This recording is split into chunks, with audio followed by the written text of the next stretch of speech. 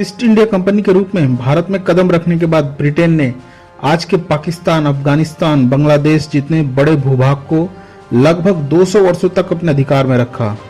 अपने अधिकार को कायम रखने के लिए षड्यंत्र, अत्याचार, साम, दाम, दंड, भेद सभी का इस्तेमाल किया। राजनीति, कानून व्यवस्था और सभ्यता के हर एक कोने में उनके कुछ अवशेष अब भी जिंदा बचे हैं।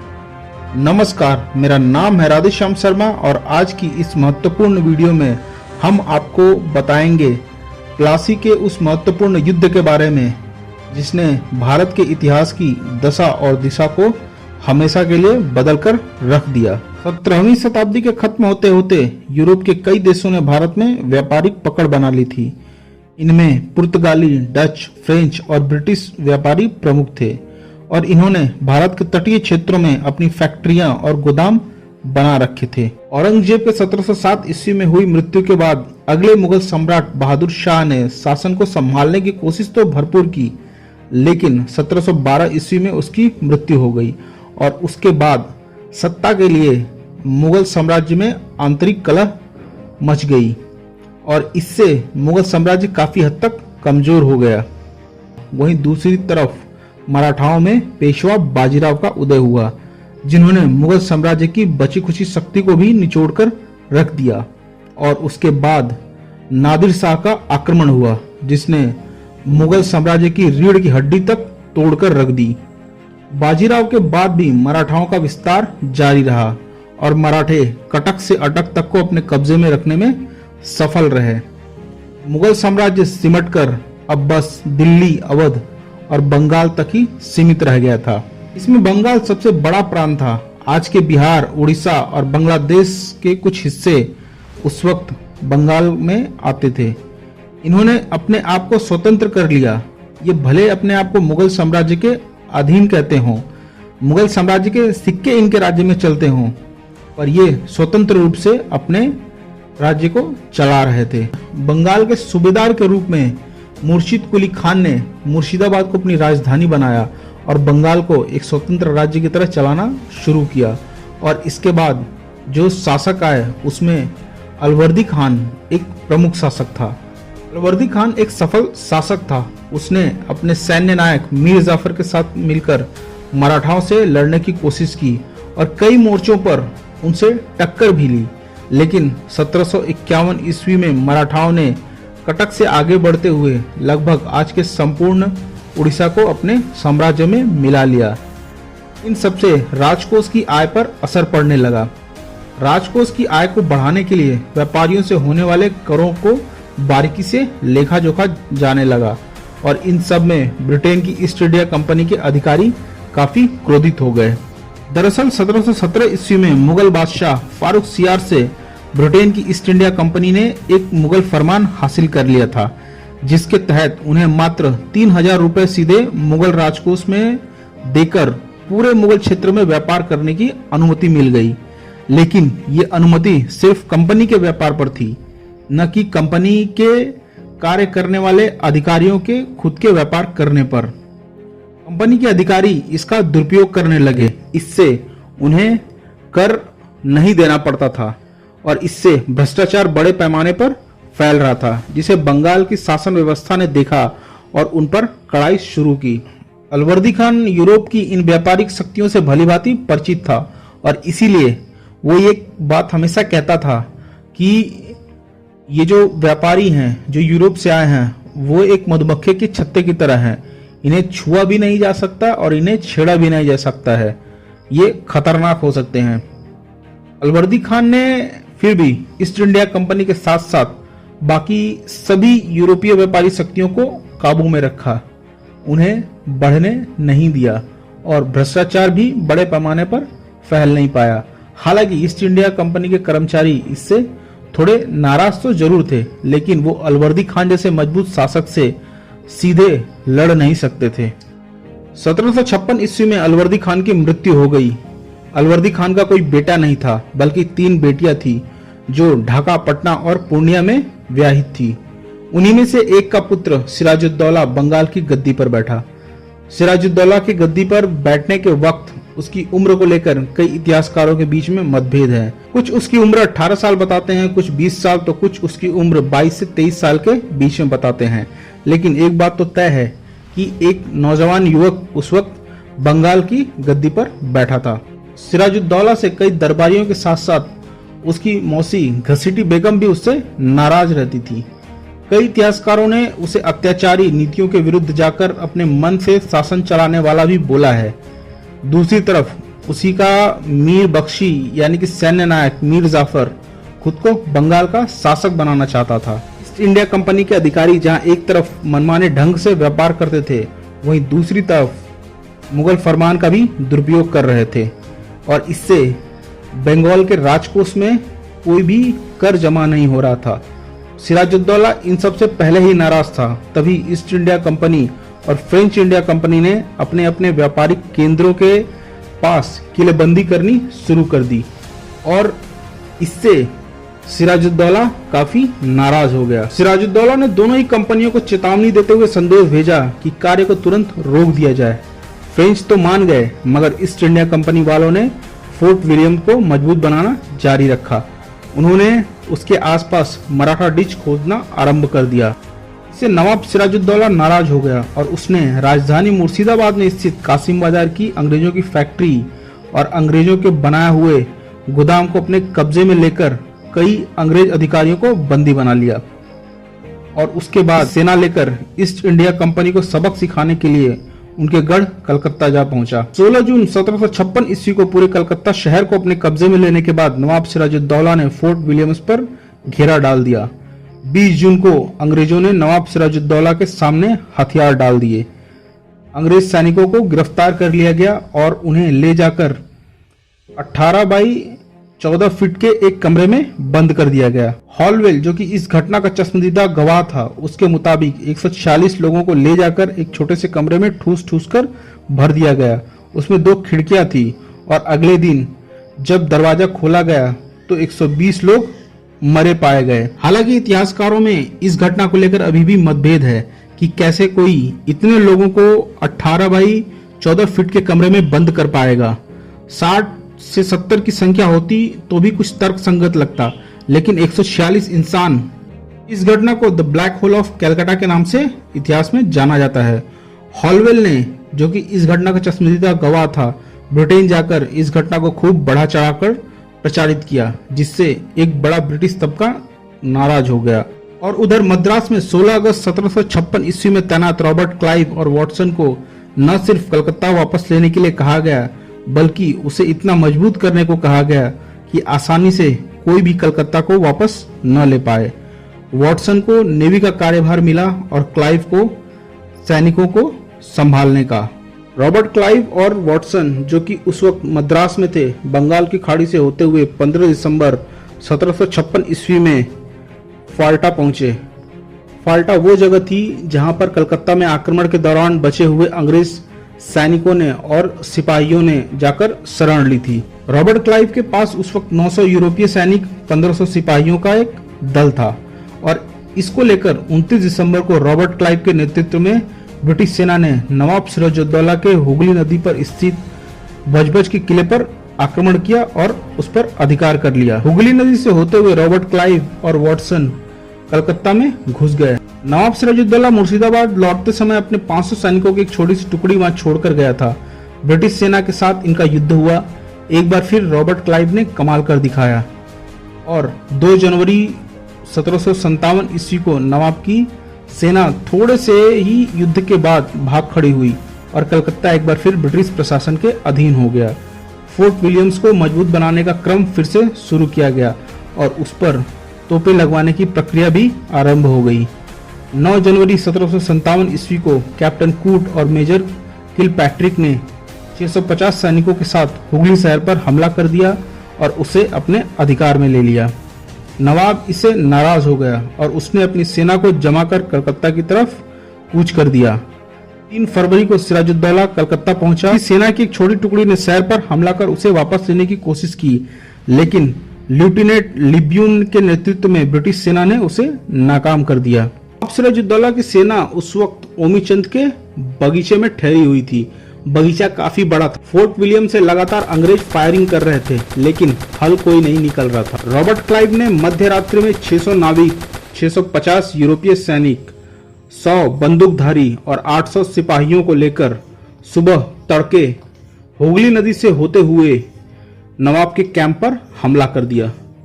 सुबह 6 बजते बजते नवाब के कैंप के सुरक्षा घेरे को तोड़ते हुए ब्रिटिश सेना ने बंदूकों से फायरिंग करना शुरू कर दिया और नवाब का सुरक्षा घेरा टूट चुका था। जब नवाब को हमले की सूचना मिली, तब उसने अपने घुड़सवार सैनिकों के दस्ते को हमला रोकने के लिए भेजा।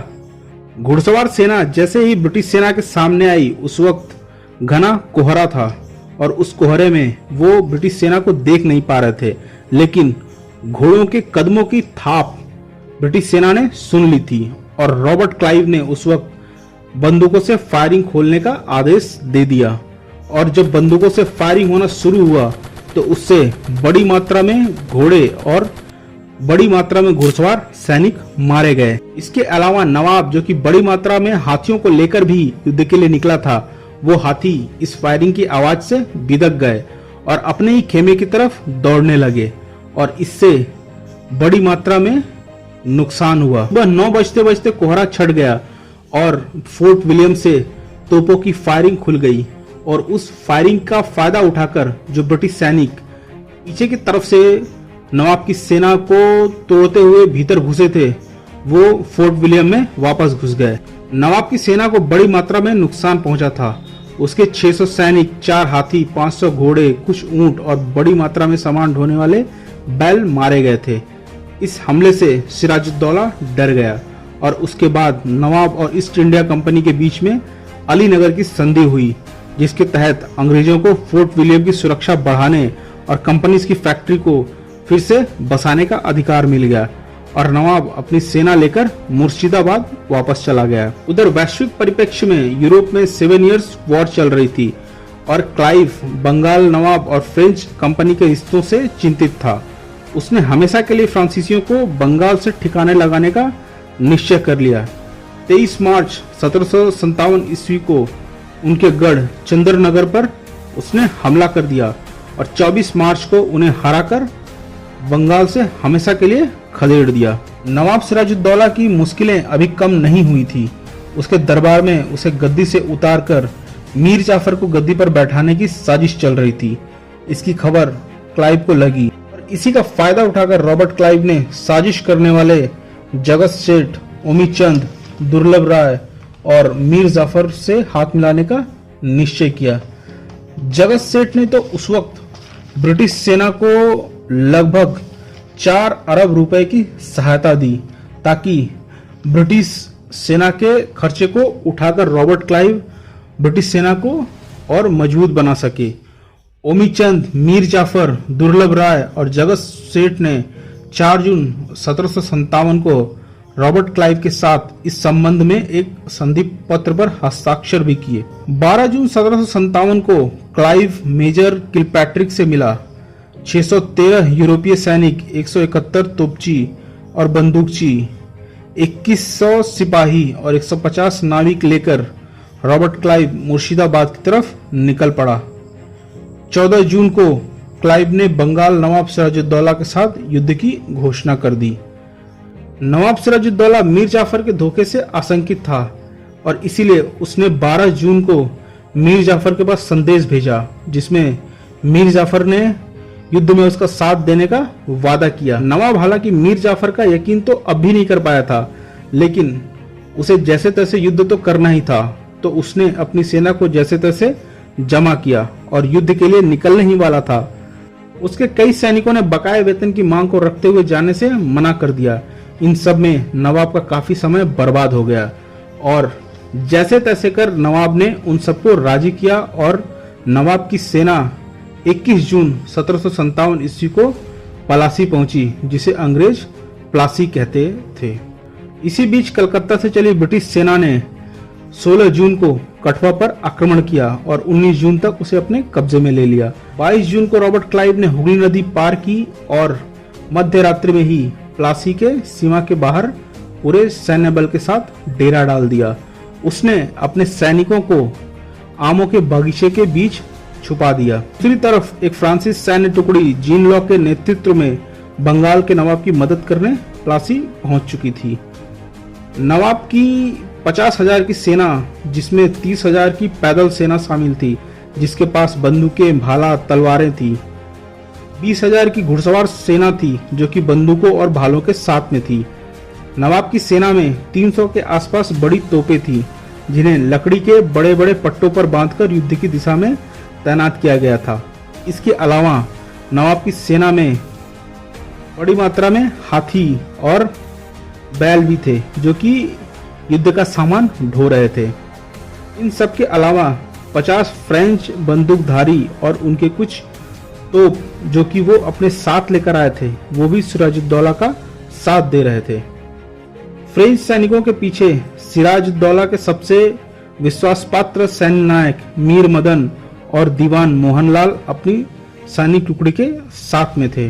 दाईं तरफ की सेना की कमान दुर्लभ राय के हाथ में थी, जबकि केंद्र में यार लुत्फ खान और बाईं तरफ मीर जाफर अपनी सैन्य टुकड़ी के साथ था। 23 जून को तड़के ही बंगाली सेना रॉबर्ट क्लाइव की तरफ बढ़ चली। रॉबर्ट क्लाइव की सेना में उस वक्त 1000 यूरोपीय सिपाही थे और उसके साथ ही 8 6 पाउंड की और 2 बड़ी होइजर तोपें थी। रॉबर्ट क्लाइव ने अपनी सेना को 4 भागों में बांट दिया था और यूरोपीय सेना को उसने केंद्र में रखा था और उन चारों टुकड़ियों को उसने 2-2 6 पाउंडर दे दिए थे। बड़ी होवित्जर तोपों को उसने 180 मीटर दूर तैनात किया। 23 जून को तड़के ही 8 बजे फ्रेंच तोपों ने पहली फायरिंग शुरू कर दी और इसमें 39 ब्रिटिश रेजिमेंट का एक सैनिक मारा गया। युद्ध आरंभ हो चुका था। नवाब के तोपों और बंदूकशियों ने भारी गोलाबारी करनी शुरू कर दी। ब्रिटिश सेना ने भी जवाबी फायरिंग की, लेकिन वे निशाना चूक गए। उनका निशाना फ्रेंच तोपें थी, लेकिन उनकी बमबारी सीधे उनके बगल में खड़ी हुई घुड़सवार सेना पर हुई और इससे बड़ी मात्रा में घुड़सवार सैनिक मारे गए। 8:30 बजते बजते ब्रिटिश सेना के भी 10 यूरोपीय सैनिक और 20 सिपाही मारे जा चुके थे। रॉबर्ट क्लाइव की सेना बहुत ही कम थी, उसका संख्या बल कम था और वो ये जानता था कि इस युद्ध में संख्या बल का बहुत ही महत्व है। रॉबर्ट क्लाइव ने ब्रिटिश सेना को तुरंत पीछे हटने को कहा। जहां उसकी दोनों होवित्जर तोपें तैनात थी, वहां तक वो पीछे की तरफ हट गए और वहां पर उन्होंने एक सुरक्षा दीवार बना रखी थी और उस सुरक्षा दीवार की वजह से ब्रिटिश सेना अब भी आने वाली फायरिंग से सुरक्षित थी। दूसरी तरफ नवाब की सेना अपनी पोजीशन लेकर खड़ी थी और लगातार फायरिंग कर रही थी। इसी बीच तेज मूसलाधार बारिश शुरू हो गई और ब्रिटिश सेना ने अपने बारूद को तिरपाल से ढककर सुरक्षित कर लिया, जबकि ऐसी कोई व्यवस्था नवाब की सेना के पास नहीं थी। बारिश रुकते ही मीर मदन को लगा कि हमारे बारूद की तरह ब्रिटिश सेना का बारूद भी भीगकर बर्बाद हो गया होगा और यही सोचकर घुड़सवार सैनिकों के साथ वो आगे की तरफ बढ़ गया।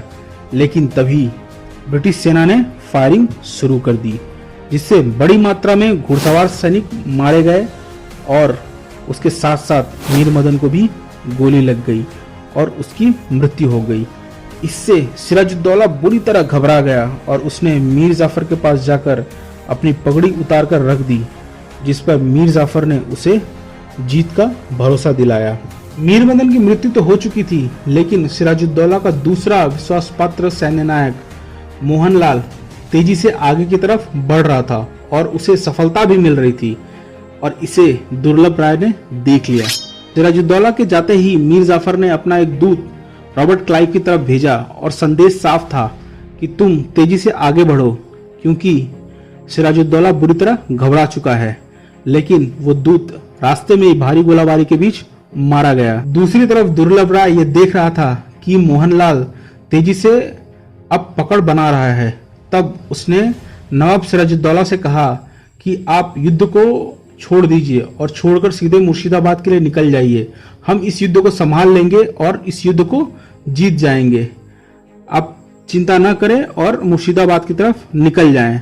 अगर इस युद्ध में हमारी हार भी होती है तो आपको कोई हानि नहीं होगी, आप बच जाएंगे। दुर्लभ राय ने साथ में यह भी कहा कि मोहनलाल को तुरंत वापस बुलाया जाए, क्योंकि इस युद्ध में कहीं न कहीं मोहनलाल भी घायल हो सकता है और अपने एक विश्वास पात्र के मारे जाने के बाद सिराजुद्दौला बुरी तरह से घबराया हुआ था। उसने मोहनलाल को भी वापस आने का आदेश दे दिया और एक ऊंट पर बैठकर 2000 घुड़सवार सैनिकों को लेकर वह मुर्शिदाबाद की तरफ निकल पड़ा। दोपहर 2 बजते बजते नवाब की तोपों ने पीछे हटना शुरू कर दिया और उसके साथ साथ उसके सैनिक भी पीछे हटने लगे। इससे फ्रेंच टुकड़ी को समर्थन मिलना बंद हो गया। पीछे हटती नवाब की टुकड़ी पर ब्रिटिश सेना ने फायर जारी रखा। पीछे हट रही बंगाल की सेना के सैनिक लगातार मारे जा रहे थे। 3 बजते बजते फ्रेंच टुकड़ी का भी सफाया हो गया। सिराजुद्दौला 23 जून की मध्य रात्रि को मुर्शिदाबाद पहुंचा और उसने सभा बुलाई और सभा में ये सबसे पूछा कि अब आगे का क्या फैसला किया जाए, आगे क्या कदम उठाया जाए। लोगों ने अलग अलग सलाहें दी, लेकिन इन सब के बीच में सिराजुद्दौला ने एक फैसला किया। उसने 24 जून की मध्य रात्रि में छुपते छुपाते अपनी पत्नी को लेकर और साथ ही बहुत बड़ी मात्रा में बहुमूल्य हीरे जवाहरात लेकर वो पटना की तरफ निकल गया। लेकिन रास्ते में उसे पकड़ लिया गया और मीर जाफर के बेटे मीरान ने उसे मारकर अलवर्दी खान की कब्र में दफना दिया। प्लासी के युद्ध के दूरगामी परिणाम निकले। इससे अंग्रेजों ने मीर जाफर के रूप में एक कठपुतली को नवाब बनाकर बंगाल की सत्ता पर बैठा दिया। अंग्रेजों को कलकत्ता से हुगली का पूरा इलाका अपने अधिकार में मिल गया। 1717 में जारी फारुखसियार के फरमान को भी अब मंजूरी मिल चुकी थी। ब्रिटेन की ईस्ट इंडिया कंपनी अब व्यापारी से धीरे धीरे प्रशासक के रूप में बदलने लगी थी। भारतीय इतिहास का यही वो पन्ना था जब अंग्रेजों को पता चला कि अपने कठपुतली शासकों को बैठाकर पूरे भारत को व्यापार को अपने अधीन आसानी से किया जा सकता है। और इसके बाद धीरे धीरे भारत का जो हाल हुआ वो हम सब जानते हैं।